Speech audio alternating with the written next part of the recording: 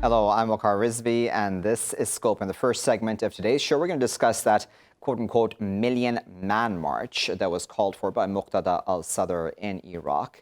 Essentially an anti-U.S. march calling for the ouster of the U.S. forces from Iraq totally. Muqtada al-Sadr saying that he would be willing to take a pause, essentially, in a sense, to let the U.S. forces leave the country if that is needed. At this time, though, of course, the range of numbers of how many people actually came out on the street to take part in this march vary quite significantly.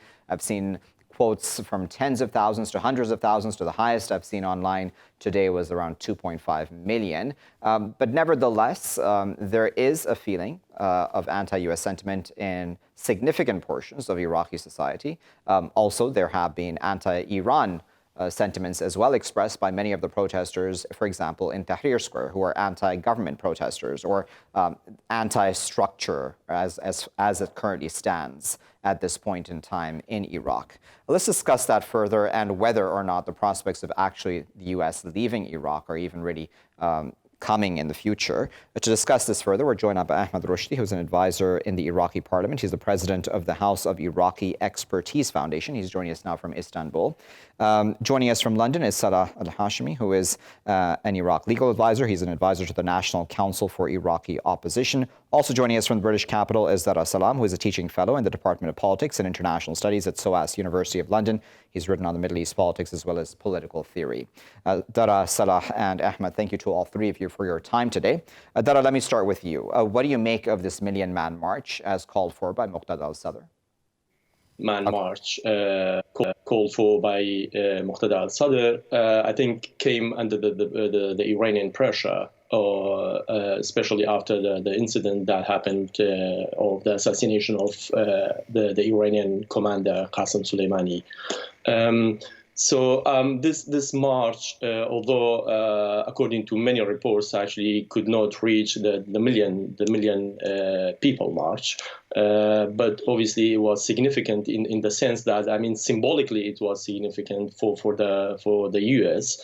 that many Iraqis would not want foreign troops, including other troops, not only U.S. troops, to remain in the country, and especially after what happened.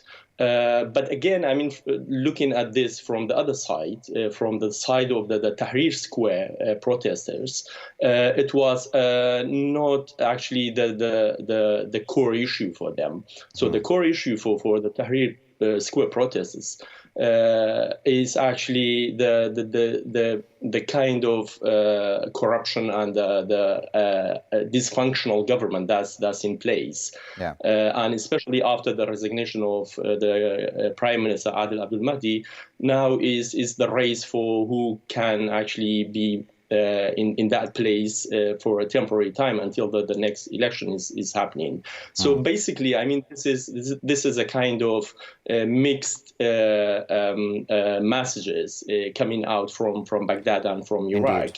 Indeed. Ahmed, I wanted to go with you with that because even just if I'm talking about Muqtada al-Sadr himself, he originally supported the Tahrir Square protests, and he may very well still support them because he spoke out against corruption, saying that many of the protesters' demands were quite legitimate. But now he's taken part in this million-man march, or he's called for it, in fact, and supported this, an anti-U.S. march. So do you think that he himself is also now giving off mixed messages, or are these two separate issues completely, do you think?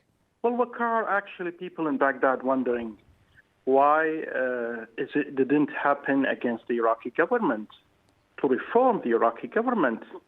Why it happened now after 3 months of deadly demonstrations, and it is against the American existence, and it is not to make reforms in the Iraqi government. Why is that? And also they are wondering why after the demonstrations happened, the Iraqi forces, the Iraqi security forces attack every demonstrations in the south and in Tahrir Square. And it's still killing people now. So what's the benefit of this demonstrations? If it is anti-American, okay, so why it's not anti-corruption? Why it's not anti the political parties that already destructurized the Iraqi state? And also, let us not forget something very important. At the end, Sayyid Muqtada Sadr made a tweet today that he was very angry about demonstrations happening against him and against Hadi al-Amri in the Tahrir Square. So you can imagine is that at the end, everyone will say it's some sort of a political competence, or let's say some sort of a political deal. Is that okay? Come Sayyid Muqtada, you want to nominate the Prime Minister, okay, nominate it, but please stand with us to be anti-American rather than to be anti-corruption and anti-governmental procedures that already have been done by the Iraqi security forces. Salah, I wonder what your thoughts are, because at some level the argument can be made, can it not, Salah, that these are two completely separate issues, that just because Muqtada al-Sadr is anti-American now, that doesn't necessarily mean that he doesn't, or he's okay with the kind of corruption that exists within the government. I mean, this is just me, of course, playing devil's advocate. These can be seen as two separate issues, two separate protests, not necessarily one against the other? Well, first of all, thank you very much for having me, and I would like to offer my sincere condolences to the families and loved ones of all those who lost their lives, and pray for the speedy recovery of those who were injured. Now, in terms of them being two separate demonstrations, absolutely they are. One is against, allegedly, the American presence in Iraq, which has been in existence since 2003, and the other is against a government that is corrupt, heavily corrupt, and extremely violent towards peaceful demonstrators. The Muqtada al-Sadr ought to have, as I agree with your guest, joined the demonstrations in Tahrir Square by calling for the government to resign and meet the demands of the demonstrators. Instead, he has called for the American troops to leave Iraq. Unfortunately, at this moment in time, if American troops leave Iraq, there will inevitably be a security gap. Now, everybody is trying to ask the question, who will fill that security gap? The most obvious answer would be the Iranians, because they are the nearest and they are the most powerful neighbor of Iraq. And therefore, that has created a kind of resentment by those who are demonstrating in Tahrir Square against the government, whom they see is closely affiliated with the Iranian regime. Now, I would like to talk about the circumstances of those so-called Million March demonstrations. First of all, I have heavy doubts as to whether they are a million. I think we will need far more accurate figures. That's pretty obvious. Now, secondly, they are also heavily orchestrated by the government. I have read reports to suggest that the government has provided not only funds, but also buses for demonstrators from all over Iraq to convene in Baghdad in order for these demonstrations to take place. There are also reports to suggest that members of militias were amongst the demonstrators, their families, their friends, and all of those who have benefited from the corrupt government in Iraq have participated in these demonstrations. Now, one important, very important issue I would like to refer to is that I feel that the demonstrations yesterday were nothing more than a prelude, an introduction to what is happening this morning. An attack on the peaceful demonstrators in Basra by burning their tents and arresting a large number of them. And also the scenes are being repeated as I'm talking to you right now in Baghdad, Tahrir Square. There is an attack by security forces, very heavy-handed, burning down tents, shooting live rounds, and arresting large number of demonstrators. I would like to remind your viewers of something that happened in the past, by the way, in Egypt. Egypt also had a so-called Million March demonstrations in support of the coup that happened back then. I fear that what happened yesterday is a repeat of that, i.e. a show of force, a show of popularity, albeit, orchestrated and funded and populated by armed militias in order to show the world that the government does have the support and to give a license for the security forces to attack the demonstrators in Tahrir Square who are calling for the government's resignation. Sure. Let me just, if you allow me, Salah, I wanted to put a point that you made to you, Dara. Dara, I don't want to take away from, of course, what's happening at Tahrir Square, but I just wanted to, for a moment, go back to just the U.S. role, right? As Salah there said, it is correct, of course, that everyone would fear what would happen if the U.S. were to entirely leave Iraq vis-a-vis security in the country. Do you not think, though, at some level that both the Iraqi government and the U.S. government have a lot to respond to and should be held accountable for that situation? Why is it that after so many years, Iraq is still so dependent on Americans to provide its security? Why hasn't Iraq been able to train enough people to provide its own security? Yes, I think the answer to that question is coming also from the protesters actually in Tahrir Square. Why the government is still in a very dysfunctional states, and obviously that's due to the kind of government we have in place in Iraq, which is divided by many sectarian differences, and also there is no central authority in Iraq, and especially after 2014, after the attack of ISIS on Mosul, it became clear that actually the central Iraqi government has no power as such. And what happened after that was the formation of what's called the Popular Mobilization Forces, and they became more powerful than the actual Iraqi state. So for that reason, the PMF, the Popular Mobilization Forces, mainly were supported by the Iranian regime. And as a result, the Iraqi government is not functioning as a central Iraqi government that has any kind of power. So basically, I mean, the political and the military power is divided between all these militias and all these centers of power.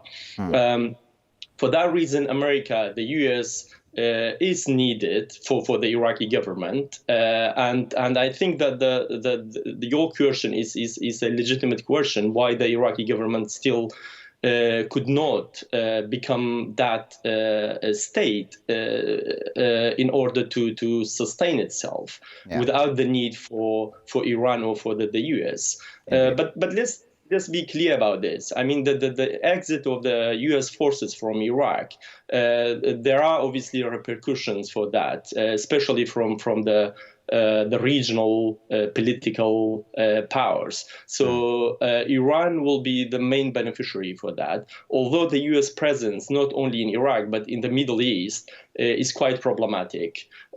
So U.S. In many cases actually could not give a good impression for the people in the Middle East, to what extent their presence in the Middle East or in Iraq actually is leading to a good cause and is not actually supporting the dictatorship.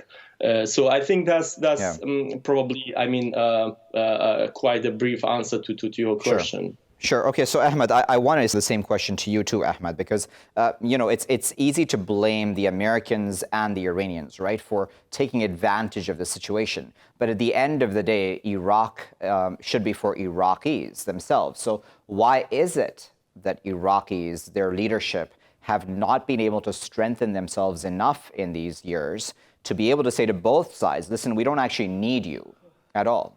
Well, first of all, we have a problem with personal interests and those political blocs that made billions of dollars from the Iraqi economy.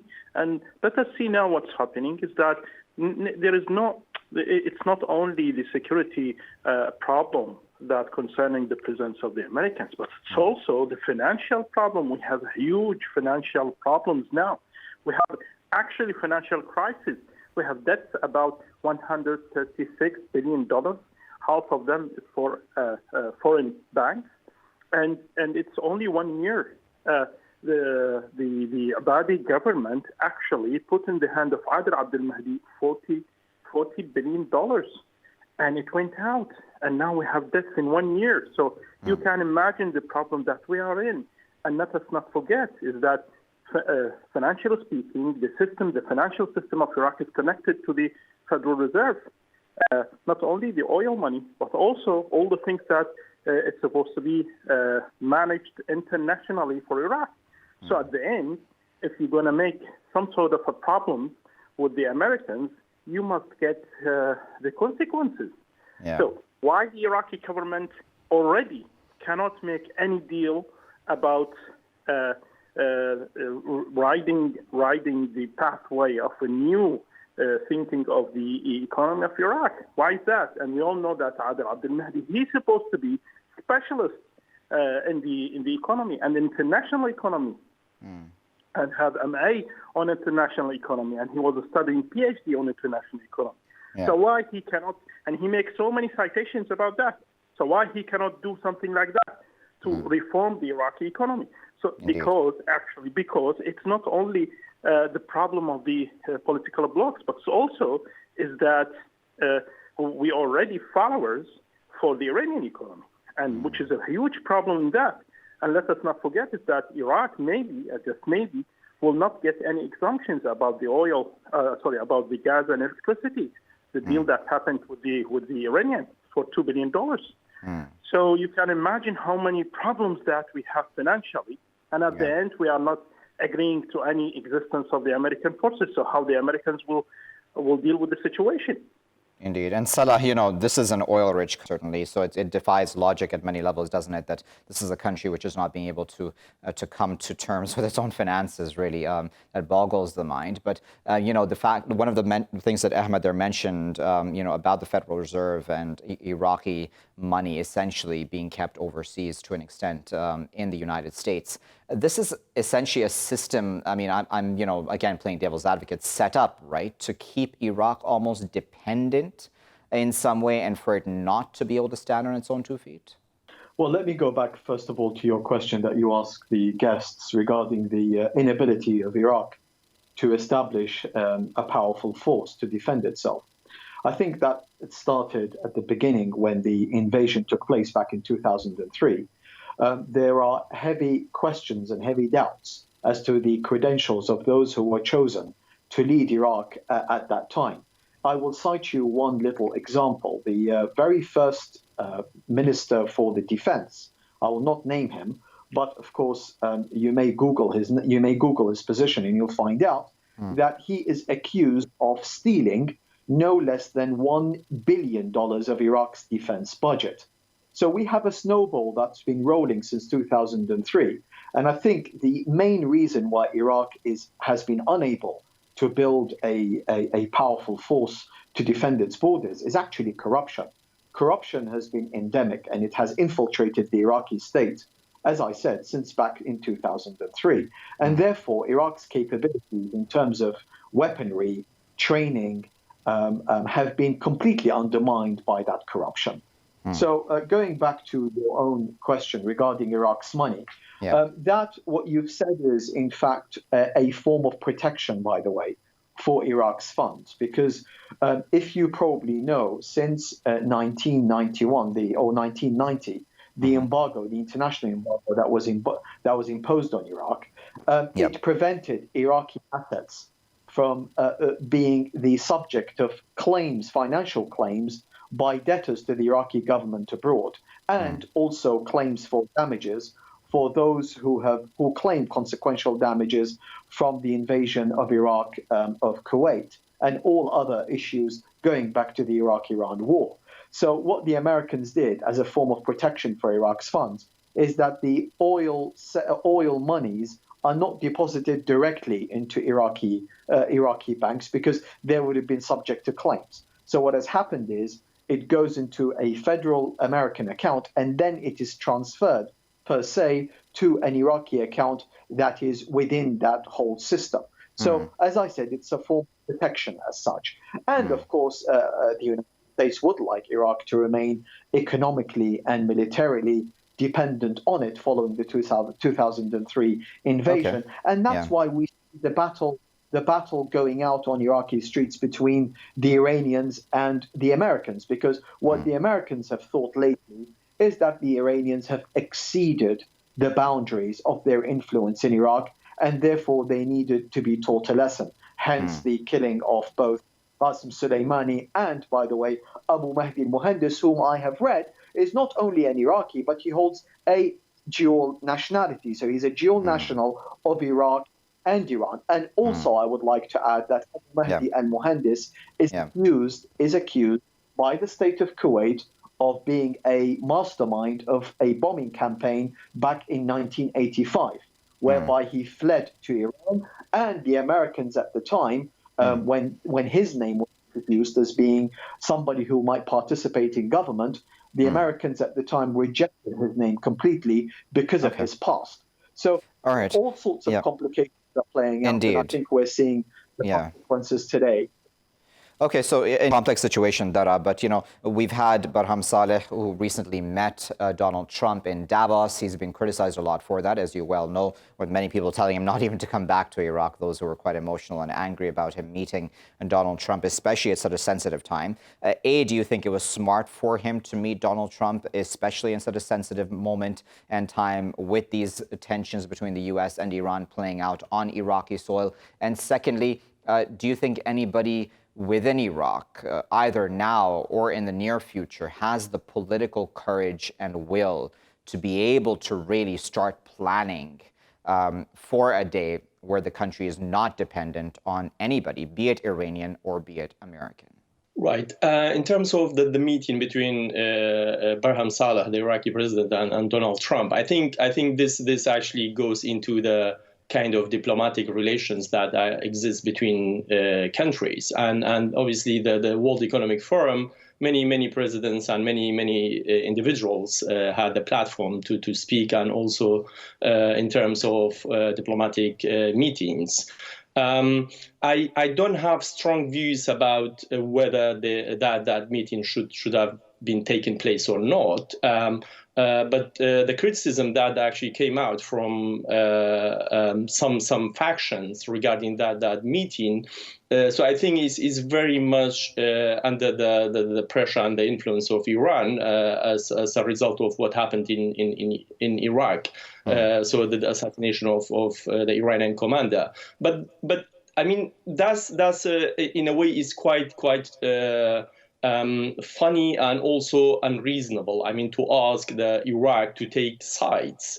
For Iraq to take sides in that issue is not actually a central issue for Iraq. The assassination of those two individuals, and obviously more than two individuals, is a matter of concern. But that doesn't mean to have a complete diplomatic. Not have complete diplomatic relation with the U.S.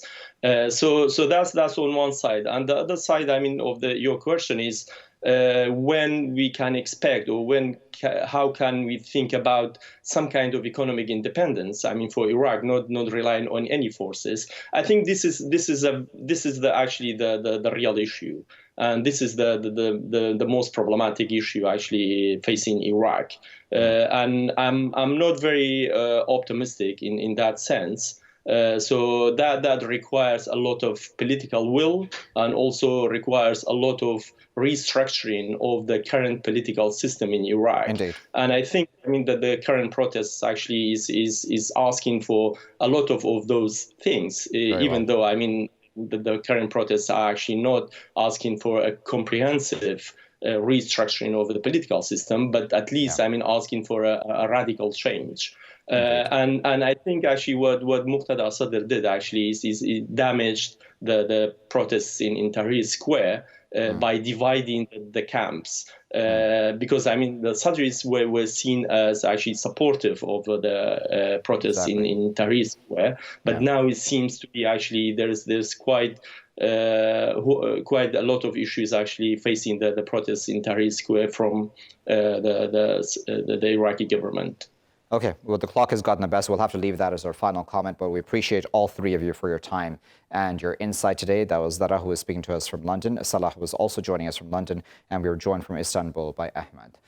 Viewers, this issue of the Sadr movement and its call for this million-man march as it took place is one which possibly is divisive. It's already become divisive at this point because Muqtada al-Sadr at one point in time at least had said that he supported the Tahrir Square protests, or those protests which are against corruption, etc., within the current political structure, governing structure in Iraq. Has he now moved away from that position, and has he now moved into just a pro-Iran camp, so to speak, quote unquote, or is this a separate issue altogether, that of anti-U.S. sentiments at a time when the U.S. assassinated Qasem Soleimani and Abu Mahdi al-Muhandis on Iraqi soil, and then, of course, the Iranian response as well on Iraqi soil, on U.S. Or on bases that housed U.S. troops as well? Neither side really, or none of the external players really, are playing a helpful role at this time, because neither is really allowing the Iraqis to become completely independent, be it financially or be it militarily, really. So we'll keep a close eye on this, because I imagine in the coming days there will be more reactions and more to come vis-a-vis those protests, especially in Tahrir Square. I'll be back with my next segment after this break.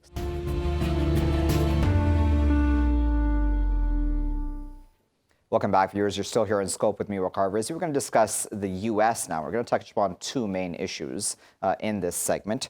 One is a poll that has come out by Pew Research Center, and it's interesting in especially the part where it talks about Republican voters and their leanings and their feelings towards the Trump impeachment trial as it currently is playing out in the U.S. Senate. 1 in 3 Republican voters, that's about approximately 32% in this poll, have said that Trump probably or definitely did do something illegal. However, they do not feel that this means he should be impeached, or that the trial should move negatively against him at this point in time. What does that really say about what the feelings are on the part of Republicans as far as illegality or crimes that are carried out by a president? Should he just be excused for those crimes? And then secondly, we'll also touch upon the fact that a new report says that there are approximately 200,000 plus people within the U.S., within U.S. borders, who are stateless. There have been reports in the past which have spoken about stateless people around the world. I believe they're around 10.5 million, if I'm not mistaken. However, this is a report just talking about the U.S. and these 200,000 plus people within the U.S. that have a very hard time accessing basic things like medical care, etc. Some of them remain in limbo and have been in limbo for a very long time. And of course, that brings up a whole number of issues, doesn't it, of human rights, etc. also. Let's discuss all of that a bit further. We're joined now by James Patterson, who is a former U.S. diplomat. He's a life member of the American Foreign Service Association, also a life member of the Republican National Committee, and a former elected official in Washington, D.C. He's joining us now from Washington itself. James, good morning to you, and thank you for your time today. What do you make, James, of this Pew Research poll about how Republican voters feel about the Trump impeachment trial? I don't want to put words into any Republicans' mouths, but the conclusion seems to be that at least a third of Republicans would feel, okay, he has done something wrong, but that doesn't mean he should be impeached. When Donald Trump ran to be president, ran to get the Republican nomination, he was not the favorite son of a large section of the Republican Party.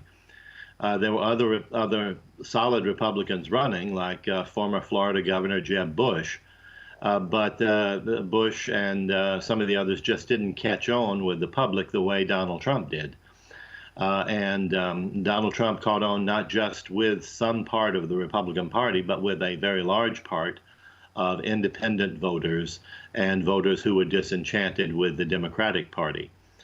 And so the fact that you're surveying Republicans who never liked Donald Trump in the first place, it's not surprising that they see his approach to the presidency as being untraditional and not to their particular liking. But there is no illegality, there is no crime. And to impeach simply based on a charge that he may have abused his power, and all these charges are coming from Democrats, it makes no sense. There's no substance to the charge.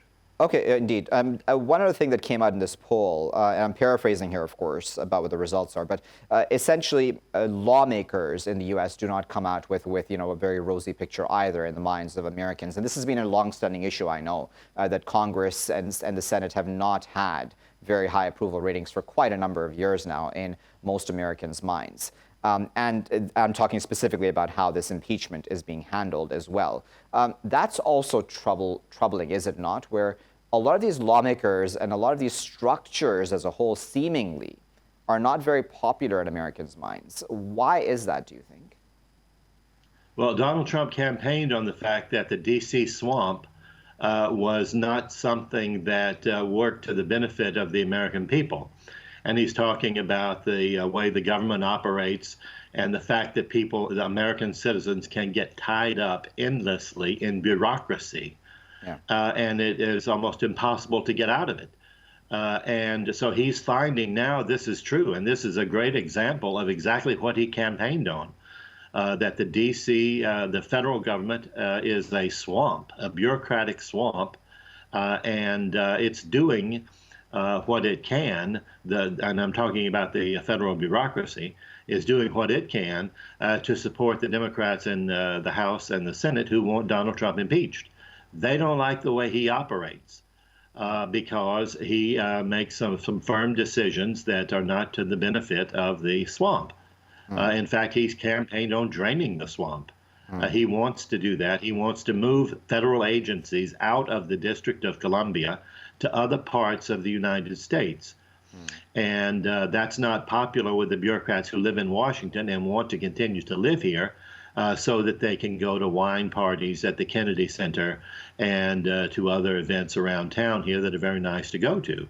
But the fact that, this is a part of the swamp. And Mr. Trump is finding out now exactly what it is he has taken on. I don't want to overstate this, but I wanted to get your thoughts. Do you think that this is in some way then a threat or that this hurts American democracy in some way? Because obviously Congress and Senate play a very important role within the structure, don't they?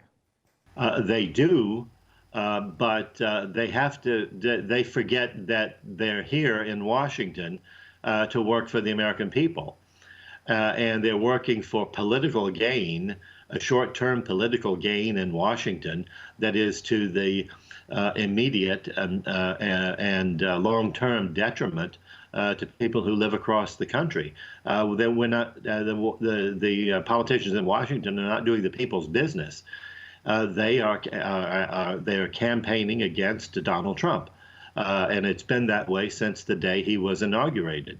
They announced then that they would have him impeached. They were going to look for impeachment. And they found something, they think, in the Russia hoax that didn't work. And now they've got the Ukraine hoax that isn't going to work. And Mr. Trump is very popular around the United States. Yeah. And people see what's happening here. Okay, and just we're quickly running time, so I wanted to just touch upon this other issue that I wanted to discuss with you as well, James, and that is about stateless people within the U.S. I mean, 200,000+ people, that's quite a staggering number. Of course, the U.S. is a huge country, but nevertheless, 200,000+ people living in limbo, really, not even having basic access to doctors, or at least living in fear of the likes of ICE agents showing up their door probably or otherwise. The U.S. says, it takes in a lot of people who are persecuted around the world, offers them, safety and shelter. Is it living up to that reputation, do you think, with the fact that we still have this very large group of people who are still stateless? Well, I saw the study. I looked at it.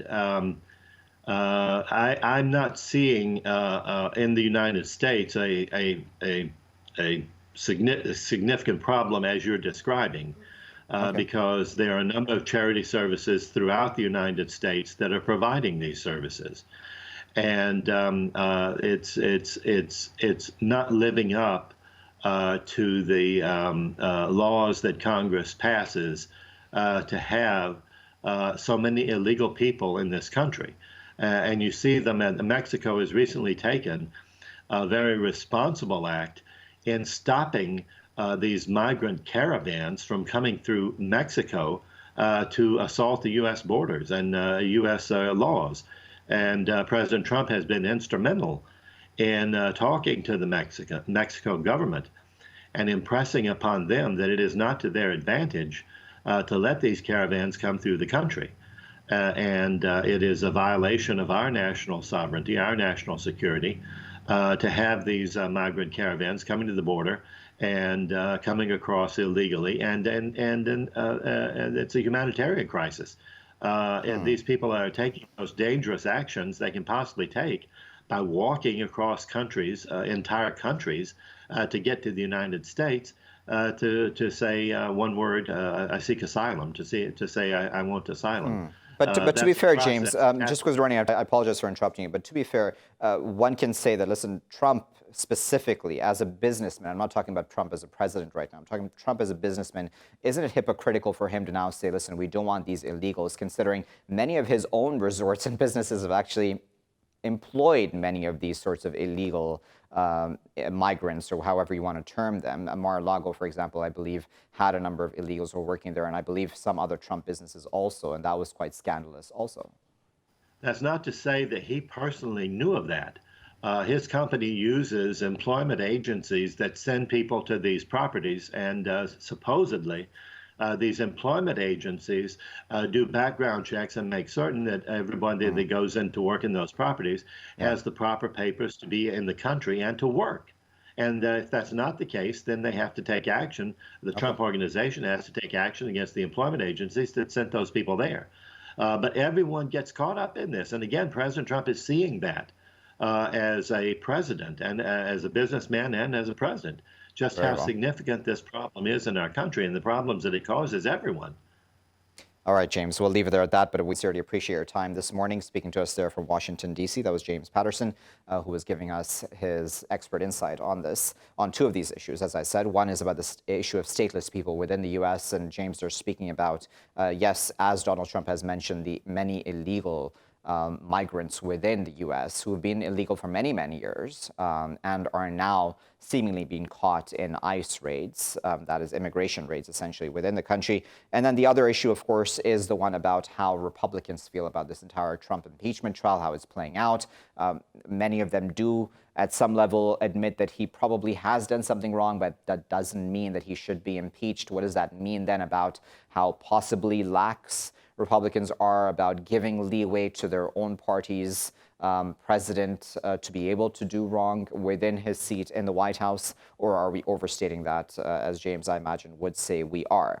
We'll keep a close eye, of course, on all those developments coming out of the U.S. because obviously this impeachment trial very much continues, as does the issue of immigration there in that country. I'll leave it there for now. I've been Waqar Rizvi. Thanks for watching.